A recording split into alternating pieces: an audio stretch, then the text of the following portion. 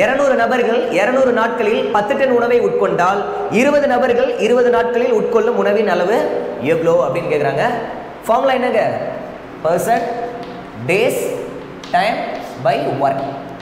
Person days time by work.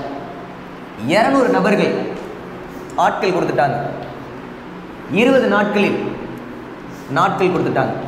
Timing கொடுத்துருக்காங்களா? இல்லை, அடிச்சு விட்டுருங்க. இங்கே கொடுக்கலன்னா அங்கேயும் கொடுக்க மாட்டாங்க, அதையும் அடிச்சு விட்டுருங்க. 10 டன் உணவை உட்கொண்டால், அவங்க பார்த்த ஒர்க்கை கொடுத்துட்டாங்க. 10 டன் உணவை உட்கொண்டால், ஒர்க்கு பார்த்தீங்கன்னா டன்ல இருக்கு, ஆப்ஷனில் பார்த்தீங்கன்னா கிலோகிராமில் இருக்கு. நம்மளை கண்டுபிடிக்க சொல்றது உணவின் அளவை கிலோகிராமில் கன்வெர்ட் பண்ண சொல்றாங்க. அப்போ ஸ்டார்டிங்கில் நீங்கள் என்ன பண்ணுறீங்க?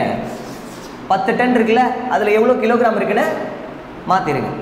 ஒரு டன் 1000 கிலோகிராம். அப்போ 10 டன்னுனா எவ்வளோ இருக்கும்? 10,000 கிலோகிராம்.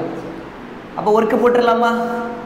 எனக்குள்ளே எழுதும் போது 10,000 கிலோகிராம்னு போடுது. சரியா? ஓகே. ஈக்குவல் டு 20 நபர்கள் 20 நாட்களில் கொடுத்துட்டாங்க, பர்சனும் கொடுத்துட்டாங்க, டேஸும் கொடுத்துட்டாங்க, உட்கொள்ளும் உணவின் அளவு. சரியா? யூனிட்லாம் ஒரே மாதிரி வச்சுக்கணும். இங்கிட்ட கிலோகிராமில் இருந்தால் அங்கிட்ட கிலோகிராமில், அதனால தான் ஸ்டார்டிங்லேயே கன்வெர்ட் பண்ணிவிட்டேன்.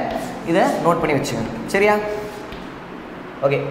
ஸோ 20 ஆக மொத்தம் 4 0 கட் ஆயிடுச்சு. 1 to 2 இங்கே கட் பண்ணலாம் 10 டைம். 1 to 2 10 time. அப்புறம் கிராஸ் மல்டிப்ளை பண்ணிக்கோங்க.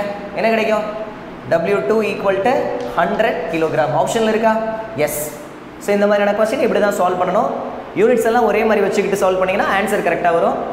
இந்த பக்கம் டன்னில் வச்சுக்கிட்டு அங்கிட்ட கிலோகிராமில் சொன்னால் தப்பாயிரும். யூனிட்ஸ் எல்லாமே ஒன்று போல் இருக்கணும். பார்த்துக்கிறேங்க.